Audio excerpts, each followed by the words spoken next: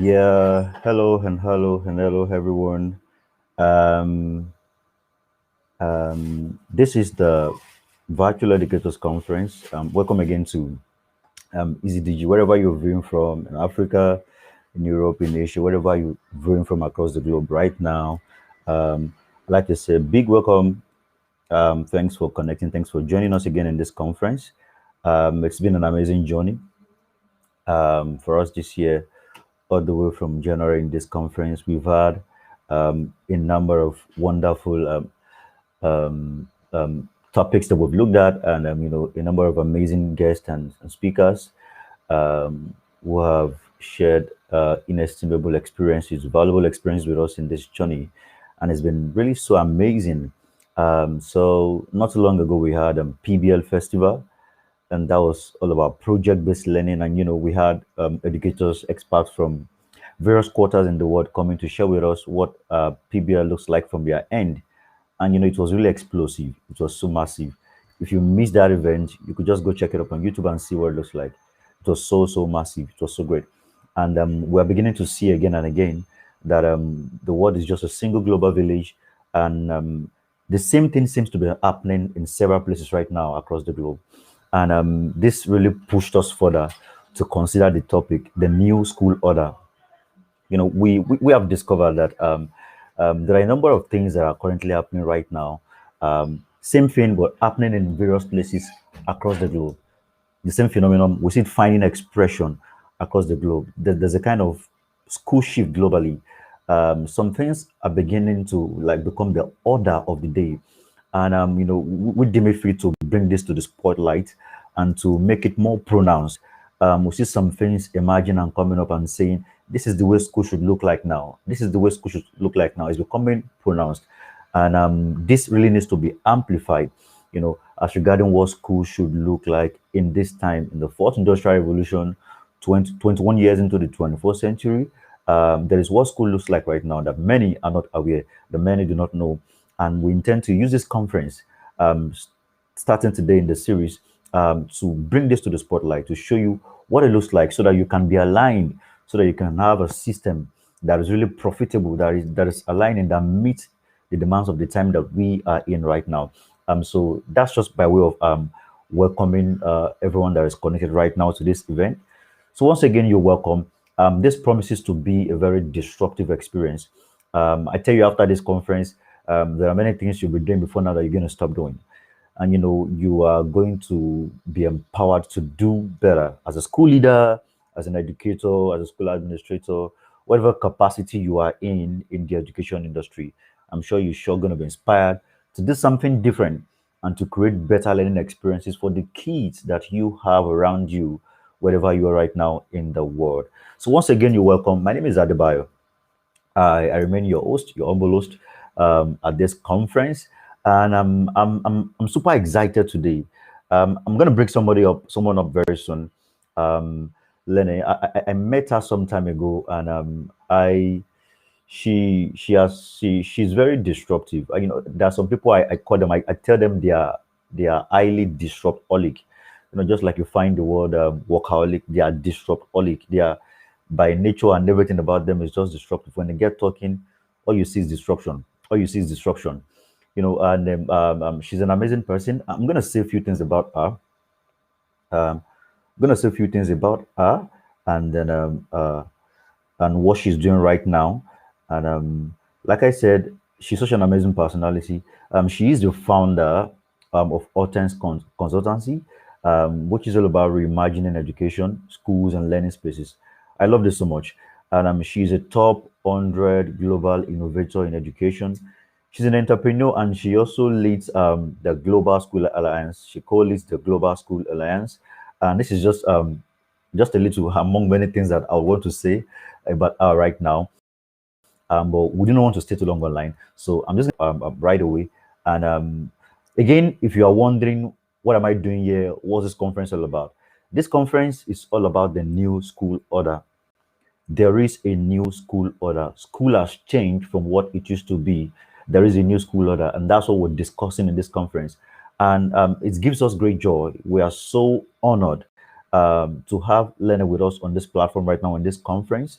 And I'm just gonna bring her up right away. Um, hi, hi, Lene. Can you hear me?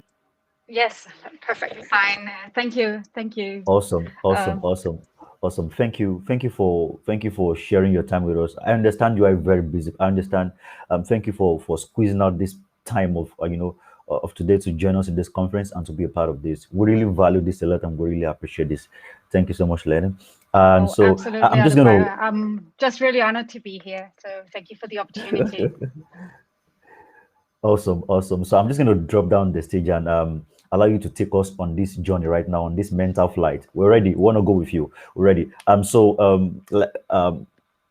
The participants are going to be dropping chat and all of that, and from time to time, I'm going to be popping up on the screen so you can see what people are seeing and what's happening around. All right. So thank you once again. Over to you. Well, thank you, Adebayo. Maybe you couldn't, if you could allow me to share my screen. I've prepared a little presentation. The things we talked about, or what I'm going to talk about today, is some of the schools that have really excited me. So looking at some actual examples of schools and what it is that they're doing, and then trying to pull that together to see what are those elements that might be just those building bricks we need as we tweak and change and transform our schools or even set up new ones. So let's see. Let's see if I can share my screen. I'll have a go at it at least. Yes, sure you can. Yeah, I'm gonna put it up right now. yeah. Okay, okay. I see your screen now. I'm gonna check it up. So you have it now. Okay, is this how it works? So is that, can you see my screen now? Yeah. Yes, I can. Yeah. Yeah, so it says the next 100 years. Yeah. I can see it. Perfect. So, and Adebayo, if you could just jump in if there are any questions in the audience, and there's also time for questions afterwards or even discussions that you could help facilitate. Then I'll Sure. just jump straight into it and share with you some of what excites me. And you mentioned a little bit about, I just wanted to say who we are and what it is that we do, me and my little team that is, we're based in Denmark and New Zealand, but work globally really. And we work with schools and communities, school districts and organizations to really reimagine what education is and what it is that we need today and for the future. We work with a lot of young people, kids, students to imagine that journey, because it takes all of us to reimagine what it is that we need for the future. There's also a lot of professional development, a lot of school design, because this impacts on school design too, and not least learning space design. And I think the mission of what we do is to enable every young person to build and create a life for themselves worth dreaming of. Um, and yeah, we have a lot of people around the world that we collaborate with and we bring in and out of teams and different projects, and that we are so inspired by, because it's about, we need each other to really stay courageous and stay brave and be bold, to dare to change education. Um, so I've cherry picked some of the ones that I think have some really interesting elements. And before that, I'd like to just show you a little video. And I don't know whether the sound is coming through from this video, but we'll have a go at it. And it's just a little fun thing to start off. It has some elements of what I think we need to tackle in education today. So let's have a look at it here. So one of the most exciting things you can do as a kid. And so it's like, I imagine you start school and you're so excited, and then it might not be the experience you dreamed of. um, and yeah, I just love this little video that is up on YouTube. Um, and and then you leave school, you might pass, and then you need to think about what's your next step. And the thing is here, what is the reason what I think it speaks to a lot of things really, but it's about too many young people I meet feel disconnected from the education journey. It's not about them, it's about someone else, and it's about something in the past in a lot of examples that we see. It's really not brought up to what we need today and what feels relevant and what engages young people. So there's this disconnect that we need to reconnect. And for us to reconnect students with education, we really need to find those vitamins and those ingredients that make it relevant and worth their time. Because students spend so much time in school every year. Maybe it's like 1,100 hours, and we need to be really intentional about that and use it for something that connects and that has a nerve of is worth your engagement and worth the student's time. So we all know that we live in a world that has, change is something, it's not something we can choose. Change is fast. We've all experienced massive change because of the global pandemic. And people who work with this expect that we will see more change the next 100 years than we've seen the last 20,000 years.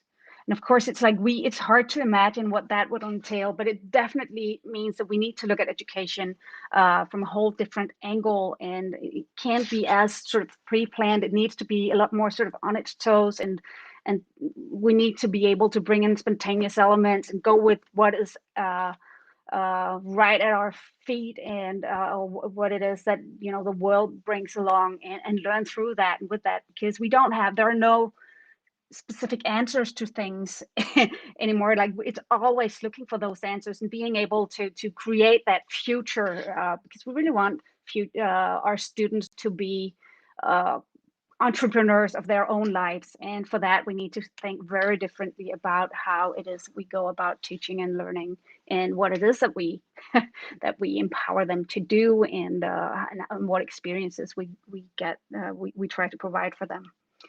A few years ago, we did a very like a big study and work around what the future of school might look like. And for that work, we also looked at what are those skills that are needed. And we all know the 4 C's or the 6 C's or whatever: the creativity, collaboration, critical thinking, communication, and maybe you'd add character or something else.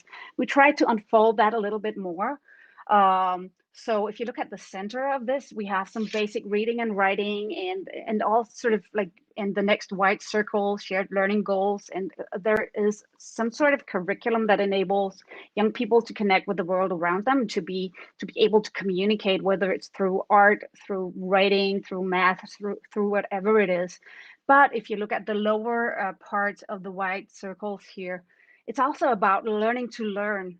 And it's about being able to also set some personal goals for yourself and bring in who you are, something you are passionate about, so that you can you can shape as a student the learning experience sort of to who you are and what your dreams might be in life, so that those dreams they grow on you, and that they grow bigger, and you feel what it is that sort of gets you going, and that you can become really passionate about. Because chances are the things that you love to do, the things you're passionate about, you'll be really good at that. And that's how we can, they can contribute, they can innovate, and they can help sort of create the next world that is coming, and be part of that, take part in it, feel engaged. And I'm sure you've also, like, all the other elements here, super important: the curiosity, collaboration, creativity, and innovation, but also knowing yourself well and being able to express yourself, and being we really want to nurture also generous citizen here, a generous local and global citizens, where we have empathy, understanding, and can like reimagine the world that we share and live in. So those are some of the elements that we find really important. I want to show you some of the schools that I've been to, and I'm truly impressed with what they're doing. And one of the first that comes to mind is LIGER Leadership Academy. It's a little school based in Cambodia. It's actually, I think, an NGO.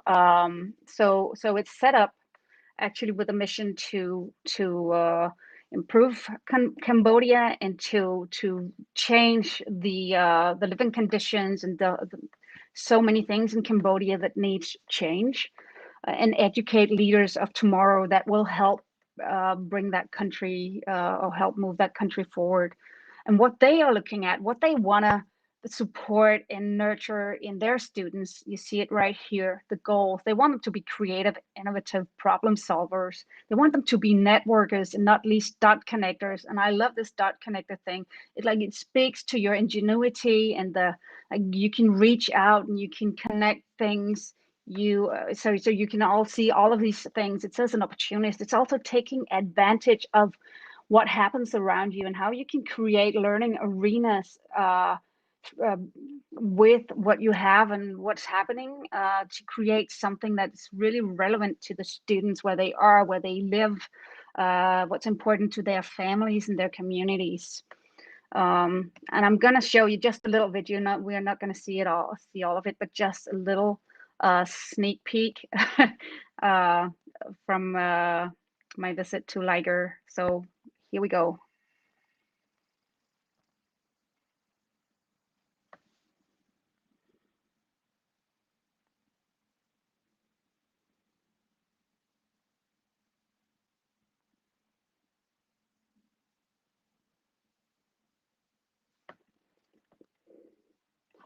At the bio, I just want to make sure that you can hear the sound here.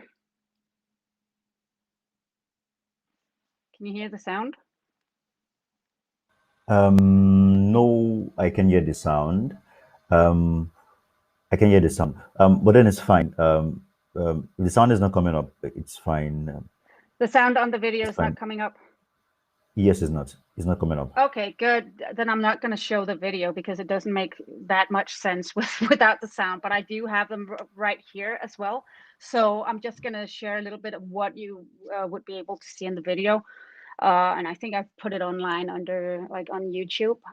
If you look at Alten's videos, I think it's right there. Just some small impressions from what LIGER does. And these girls here are, so they're students at LIGER, and they're part of the LIGER Marine Research Team. And what they do is they work with an NGO that monitors the oceans around Cambodia, and specifically around a little island where they look at what do you call it, like trawling and like overfishing, and they look at the health of the ocean environment. And to be able to do that, they've had to learn how to dive, like scuba diving, and uh, because they are monitoring the status of the health and how it progresses, because they're working also with uh, putting down some artificial reefs that will help marine life there. And so they do a whole lot of important work there with actual people who work with this as a profession. They've presented at professional conferences the work that they're doing, and they are contributing to a more healthy marine environment on that island there. And learning so much through that, and super engaged. I've never, the students you meet at LIGER, they are so engaged in their country, in the change they can make, and always looking to change, like what positive change can they contribute. And here we have students who are interviewing people in small villages because they want to preserve some of the local dialects that are there and that are slowly sort of fading out or becoming less known. So they want to really sort of capture that as a sort of documenting the history of Cambodia and the voices of the elderly generation, so that that can be shared. Or here they have explored the country and written a book, a very comprehensive one, about the wildlife of Cambodia, written in their own native language, Khmer, and in English. So many subjects and things and skills flow into this work. It's a long exploration process, and they're also putting it together so that it can serve other people. They also wrote a book about the economy of Cambodia for other students, and it's been published to all the schools in the country. And you see here one of the pictures, one of the students giving a TED talk. Um, they've set up small companies where they invite tourists to meet their local community and bring out those stories of people and what's going on and happening in their country and locally. And the most maybe, yeah, here's a team. This is a LIGER-SAT team. So here are some students who decided that they wanted to launch a nano satellite into space, because they wanted to monitor various things to do with the weather and such, and then communicate that to other high schools where they are, so that they can learn about both space and satellites and that communication to do with that, and become interested in the environment. So they've had Kickstarter campaigns and raised money to get it on a, you need to put such a thing on a rocket and like launch it and so that it can orbit the planet. And to do that, like, how do you do that? You don't have any teachers who have experience with launching satellites, or building building them. So they worked with people who used to work at Boeing and NASA and Cal Poly in California. And one of the things about LIGER that everybody can think about, and I just want to say their funding is not like through the roof and of any kind. It's very similar to schools in many countries, what their funding is. But they're very, like, the ingenuity of the place and the engagement and the passion is something that I've never seen this level. And it's a school of 100 students. And when you ask how many teachers they have, you think, hey, maybe 10. You can think about it. How many teachers do you think they have? And the thing they'll reply is they have 8 billion teachers, or as many as they can reach on LinkedIn or Facebook. So they are really trying to crowdsource the knowledge and pull from every corner of the planet to learn the things that they get interested in. And yeah, so it's just such a beautiful example of what is possible. Another little school that really stole my heart is Hartholm Academy in the UK, and I'm not sure it's entirely like this anymore, but I feel that there are lessons there that anybody can be inspired by. So here, each class, and these are small kids, as you can see, they'll always have a project or a common mission that they share and that everybody can contribute to in different ways. So it's like very much like project-based learning or experiential learning. And what they also do is they set up that whole like a very immersive environment where you can feel what it is you're working with, and you can contribute, you create. And here it's a project about saving the planet. So they dress up the whole classroom and shape it. And it's such a, I've never, like, the students we saw at that school, everybody was on task and seemingly really enjoying things. And they were working hard, they were discussing, they were thinking, and they were creating. And I think that thing where you also use the environment around you to strengthen the educational experience and invite students to create and share was really powerful. And that you come together around a common mission that you have, where everybody can feel included, is really important. Here's also a picture. So they redesigned their classrooms to shape them around the various projects they do throughout the year. And another school is High Tech High. You might have talked about this earlier, those of you who've been part of when you talked about project-based learning, because it's one of the most well-known schools to do project-based learning. And I know one of my friends, Lene Bergquist, who's an amazing educator, is coming on maybe next week. So I'm just going to pull out a few things, and she can share more about her experience there, or like her knowledge of project-based learning in general.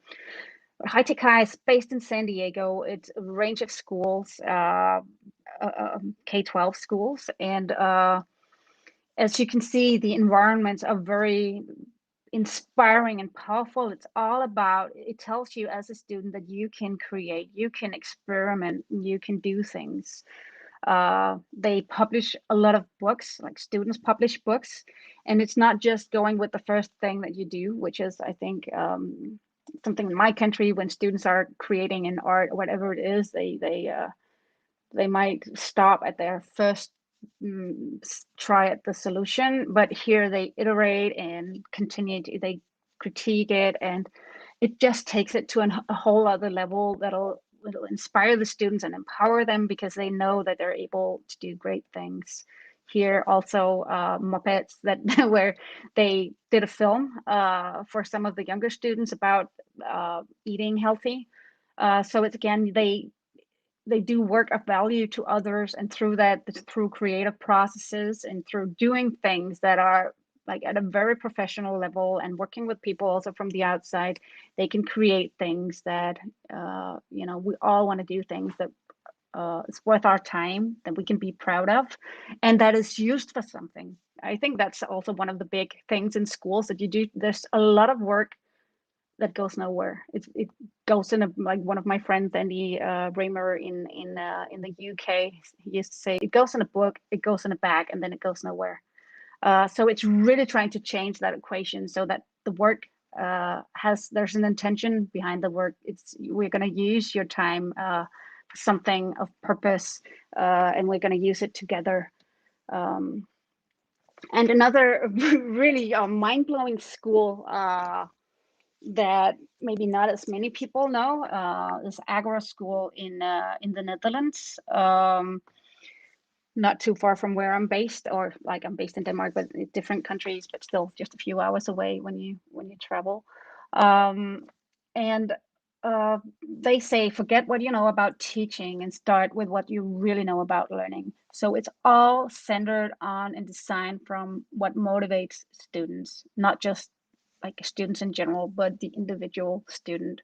So what does that look like? So here you see their common space, or the agora, where you enter, and it's full of art, it's full of experiences, it's full of things where you go, hey, what's that? Is that a person sitting on top of a box there? What's going to happen? And it is a sort of, it's not a real person, just to enlighten you there. Still, you see, it's very colorful, it's inviting, you get curious. So it really sort of ignites the curiosity in students here.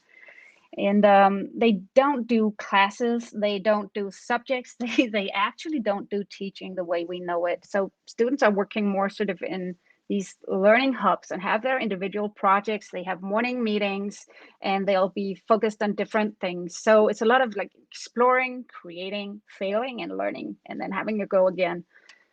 And the picture here shows a few students who decided to do their own work desk, and they can do that. So it's a very unusual design when you go in, and it's like a mosaic of what the different students wanted.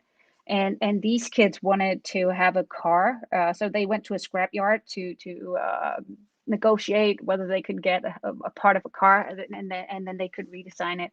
A whole lot of trouble also, like bringing it to the school and finding ways where they could get it upstairs, and because it doesn't fit in an elevator, and how do you move it? So there's a whole lot of learning that they had to do, and not least that, you know, the entrepreneurial spirit and the, like, how can we still do it? How can you find your way around things, navigating to get to where you want to go to? It's one of the things. And here they want schools to be what they call like, this is like just a big tribute to my friend Rob Hoban for like he is and he's been instrumental in setting up Agora and leading it. And so these slides are from him that I borrowed. And he says schools should be a mix of Howard, like being like the place of knowledge, like yeah, and a Buddhist monastery, meaning very a place where you can find calmness and sort of, yeah, the more quiet thing. Creative lab, a marketplace, and feel like you were in Disneyland. So yeah, so it's just a very unusual place where student voice is really valued. And sometimes students might not have things they want to do or become passionate about. So it's a process. It takes some time, and it takes interaction, and it takes experiences. And that's what they're ready to do here. Yeah, and then you feel students getting really excited about things, and school is really about them and their life. And these are just some examples, and I just want to bring it, like say it out loud, that small steps are equally good. Not all schools can go and change all things, but every school can change like one thing or several things, and gradually you'd like change how the river flows and have a different educational experience for your students. So many things. Just think about it, like what can you set up in your local community, or what could be different in the classroom, and how can you bring in student voice? So here's a team that I've worked a lot with here in Denmark. They decided to switch away or move away from a subject-based timetable and school, as I think we know it in many parts of the world, a new teacher every 45 minutes, to doing projects that would last maybe a month or longer. So various projects, they like journalist projects, architecture projects, music, whatever it is, and then have learning from different subjects flow into that project. And the picture you see here is one of the projects where the students set up a restaurant and prepared that. So there's a lot of preparation that went into that, and they had to apply for all the various job functions that you have in a restaurant. And they invited the local community to come over and had that restaurant open for, I think, 3 or 4 days. Um, and it's just a powerful, when you do these things, it's such a powerful experience for students. Also very inclusive. There are many ways to feel you're able to contribute and take part and feel valued here, which is so important, that every student is important at school. So, and this team, I just want to bring up some of those data that we could bring out from their work. No, or very few students were absent when they did these projects and had these innovation days. They worked a lot with creative innovation, such and divergent thinking. They improved on tests, and 50% of them found school to be much more motivating and even fun.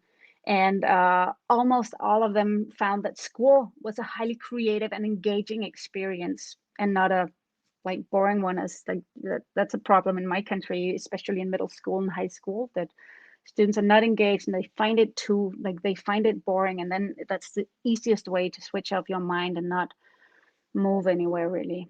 um, and not least, what we also found was they felt more connected to their peers, and felt that they had a lot more friends, like throughout the school year. They're like they gain more friends. They just felt more, it was more safe, and like a more uh, caring environment really, where they really felt welcome as a one big group. So to just bring it together a little bit, some of those elements that we see is a set of student-centered principles that I'd like to bring out here. We see students that feel included and valued in all of these examples. And there's a whole lot of other examples out there. These were just some of the ones that I've chosen to pick out. We also see that these schools open up to for students to be able to learn in many different ways, and also influence how they learn, and maybe what they do and with whom, and where they decide to work at the school. And they're part of making important decisions around learning, and they can bring in who they are, what they're passionate about. Also, learning is connected to the real world.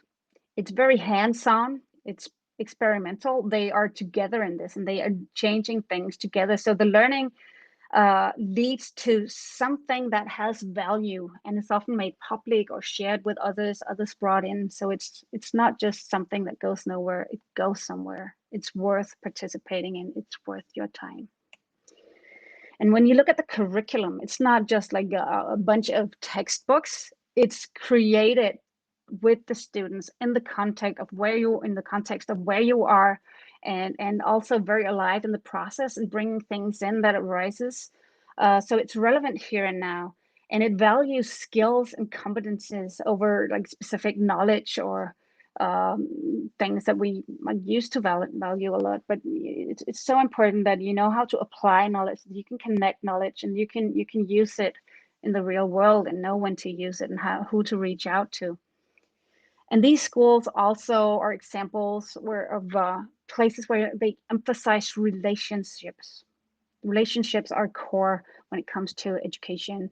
They don't separate by ability, and it's often team-based when you look at how the teachers work and also the students.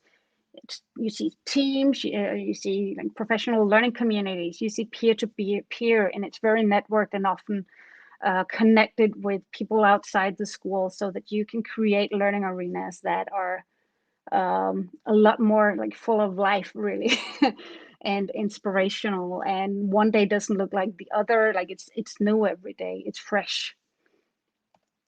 So maybe school, the future of schools, like it's a question for all of us. Nobody has the exact answer, and there's no perfect model.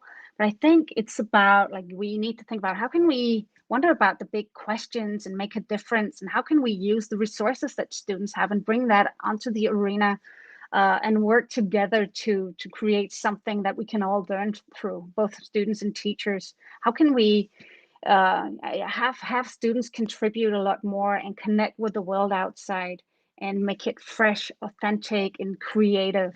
Those are some of my visions and dreams, and you know, where I'd really like to see education moving, where I see a lot of like it's what I see is happening a whole lot of places around the world, like small or big. I think it's a really important movement. And I've also put on top, like here, generous communities. We need to be generous with each other. We need to bring people in and create very inclusive experiences to, because with education, what you also do, you recreate, you reinterpret our world and create the future together. And just briefly before I finish here, I just also want to shed some light on what's going on with the physical environment. It's a whole different presentation, really, but I also wanted to just talk about it a little bit.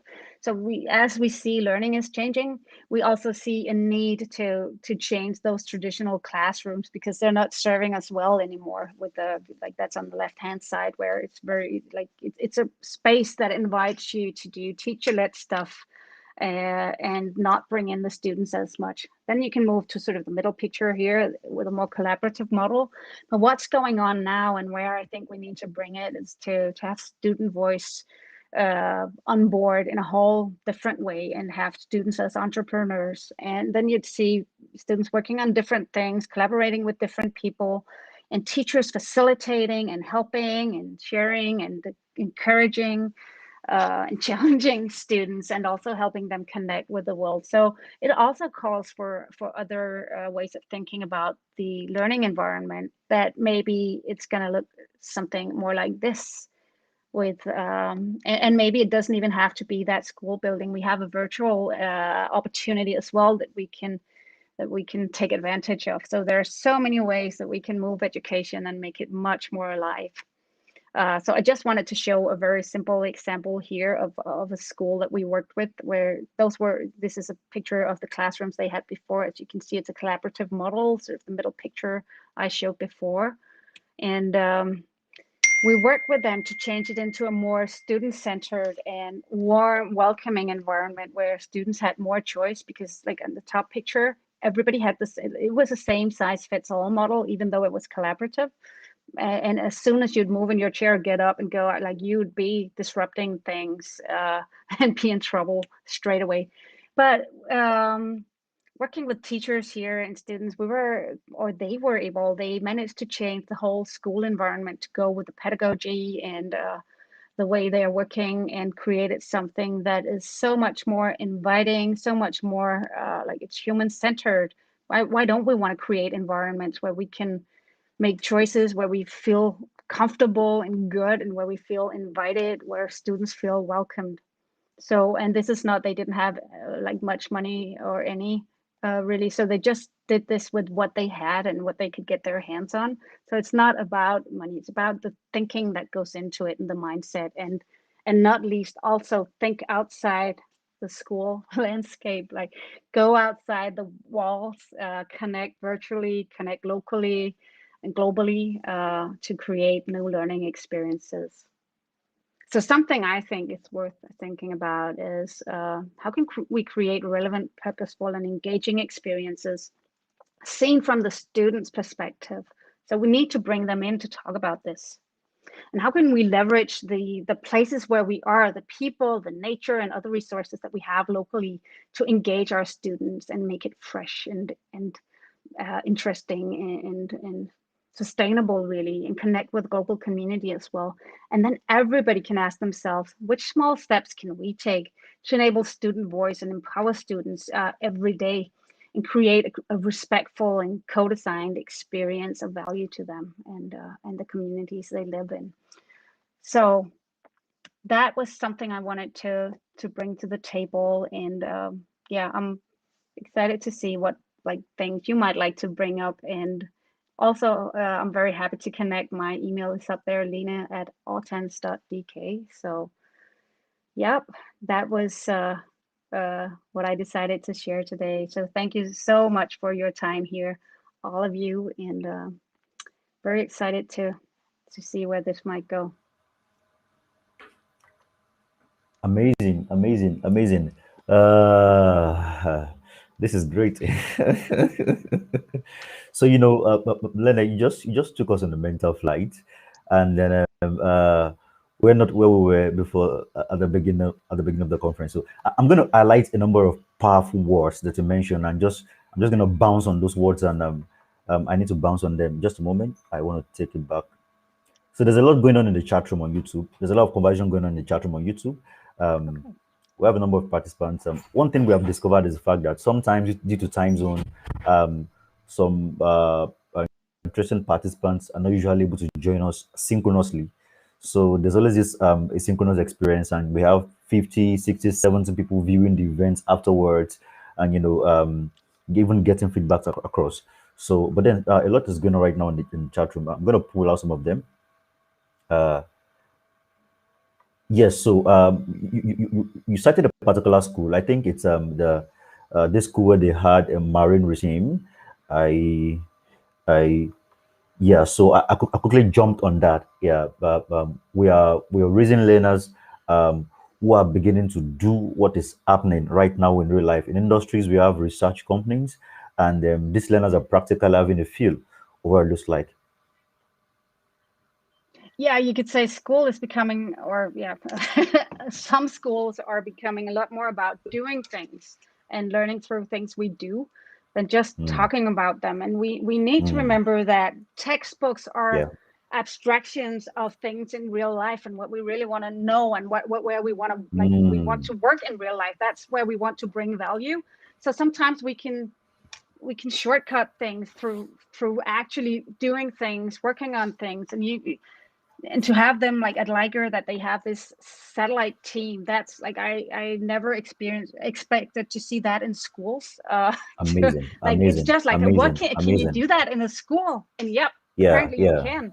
So there's really no Mm, limit to what we can think about. It's really about bringing out those ideas and going with the bold ideas. And you don't need to know whether you're going to succeed before you start, because mm, you just might make it happen.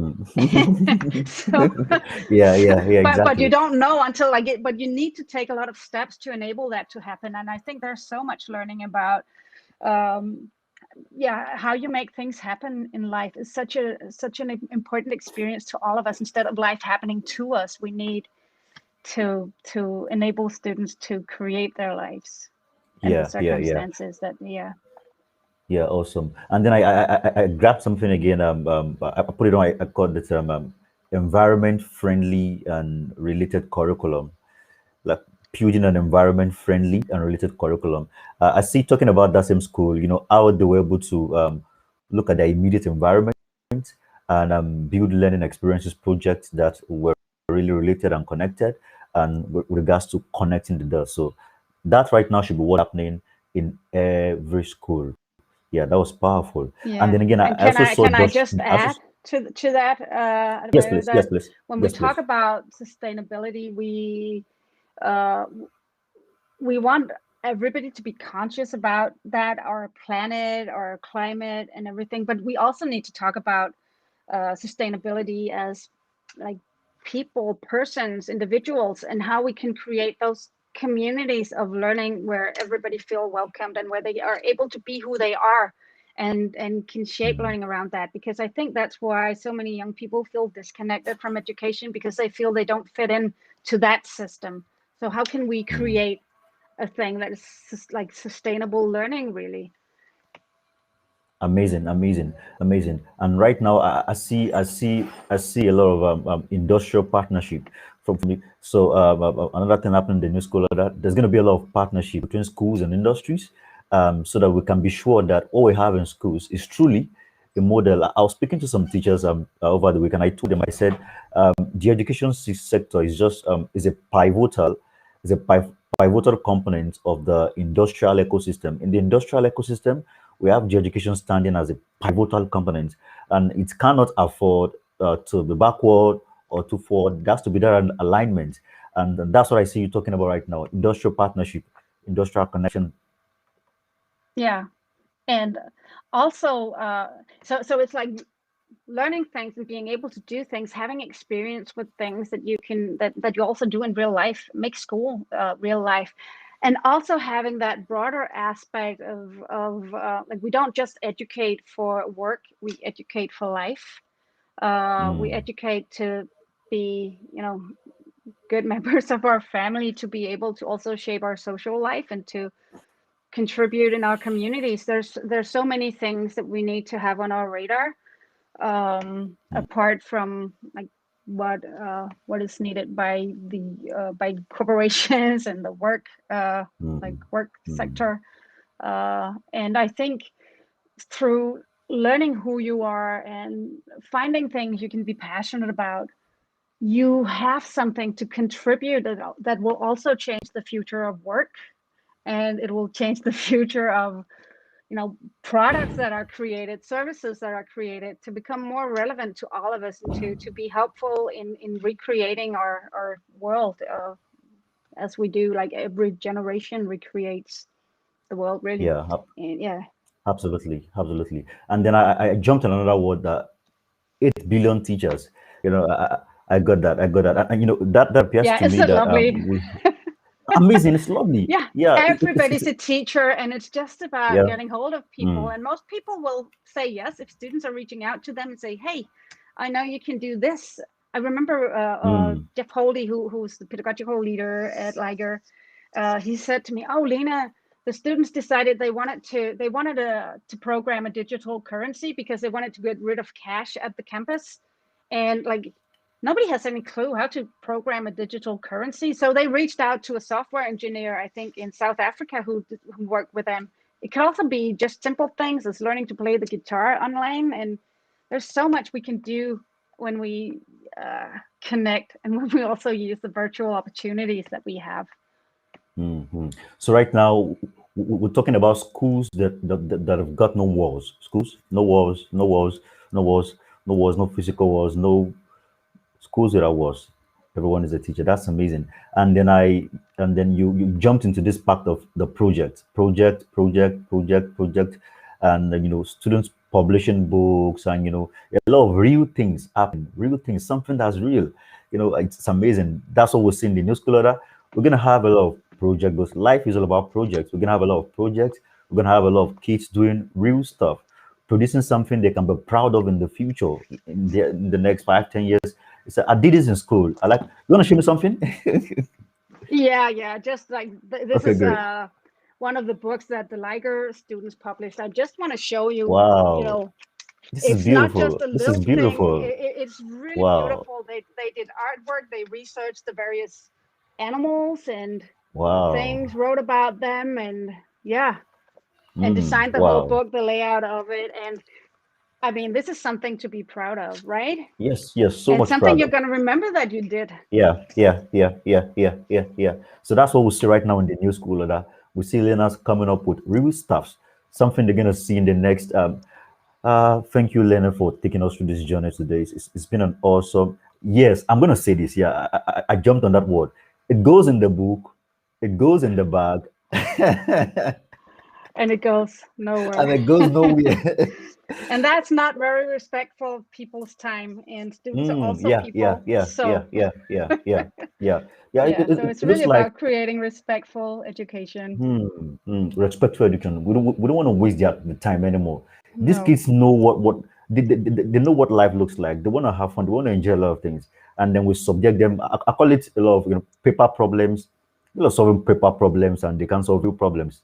Just put them. Everything they're doing is on paper. Is on paper. It can be translated to something valuable, something that can be recognized outside the society, outside the circumference of the school premises.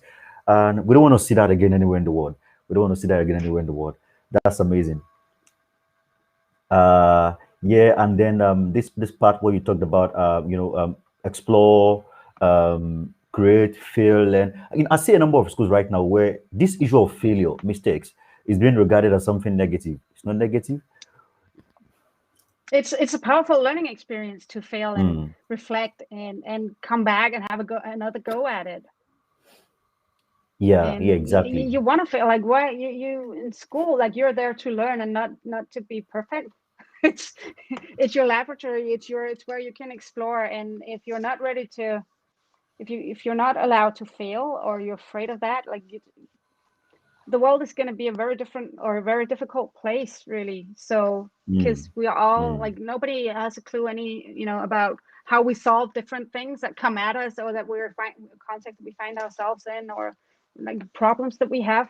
We have to think, we have to be innovative and creative, and then we have to have a go at it and try and be ready for that to yeah, maybe be wrong, and then have another go at it in a different way with different people, and be like the dot connectors that Liger yeah, is yeah. talking about. Yeah, yeah, awesome, amazing, amazing. This is so great. This is a powerful experience. And you know what is happening even now? Like, I'm in Nigeria. I think you're in Denmark right now, right? If I'm Yes, yep, yes. I So am. this is yeah, great. So this is a Nigerian Denmark conversation, and this again is also part of what we see in the new school order. The advent of the global classroom, of the global learning. We're seeing a lot of global partnership. We're seeing the fact that we're no longer separated. The world is a global. Kids from anywhere can learn with anyone from anywhere, and then we just see, and this is also amazing. Yeah, I think the opportunities that we have today is the Mm, potential of what we can do. mm, Think about, we can set up like schools, you can have that local component, and then you can have that virtual component. You can create groups where students learn from each other, work together. And we actually we have like a group of friends, educators, actually all top 100 educators from 100.org. We came together last year when the pandemic set in, and wanted to do something about students being sort of trapped at home and not being able to meet their friends, and their whole day was disrupted, their whole, like, their everyday life.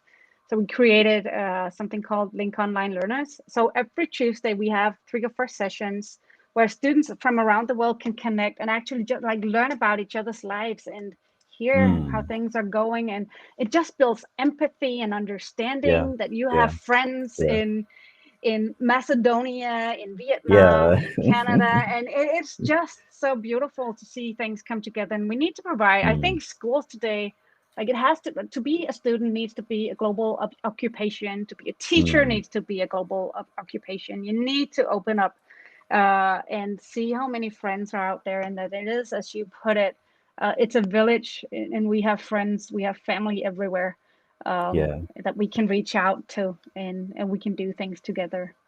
yeah, amazing, amazing, amazing. And this is just a good note to end this conference today. The world is a global village. The fourth industrial revolution and the power of technology in the fourth industrial revolution has reduced the world that used to be so big physically to just a simple unit.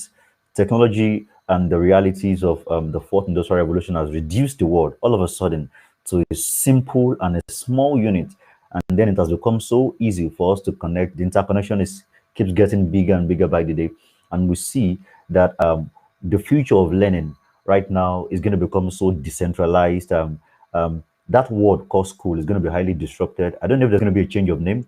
I don't know if they're going to stop calling it schools, but sincerely, we keep seeing that it doesn't yet appear what school will look like. It's going to be, it's going to be, we keep seeing different wonders in various dimensions that's portraying the fact that school should be ready for several disruptions and things will never remain the same. Lene, you are amazing. You are great. You have Well, taken us you through a too, powerful Adebayo. journey. That's You've taken us through a powerful journey today, and I must say that this has been so inspiring, so destructive, so transformational. I believe a lot of people that are going to watch this session afterwards are going to be so inspired as well, as we together across the global village create a new world of learning experiences that will help our kids to become valuable citizens and also maximize opportunities in their own future. Thank you so much, Lennon. We're going to be just wrapping up the conference right away. It's been an awesome and great time with you. I feel like we should continue this, like we shouldn't end the conversation.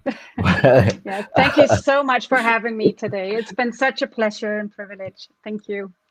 Yeah, you're awesome. You're the best. All right. So, of course, the conversation continues. If not here on LinkedIn, on several platforms, we're going to keep discussing and we're going to keep conversing and keep talking about these things. All right. Thank you so much, Lena, once again. You're amazing. You're welcome. Likewise. And all right, so it's been an awesome time. We're just going to wrap it up here. We intend not to spend too much of time online in this conference, and we have the second part of the conference coming up next week, and it's also going to be mind blowing. I'm inspired. I'm excited, and I feel more empowered to create more change. In my sphere as an educator, as a consultant, as an expert, and to ensure that things get better. Thank you so much, viewers, and stay connected. And we look forward to hearing from you on YouTube. Use the live chat. Let's hear your feedback. Thank you, everyone. Goodbye and goodbye for now. You are amazing. You're the best. Thank you for staying connected.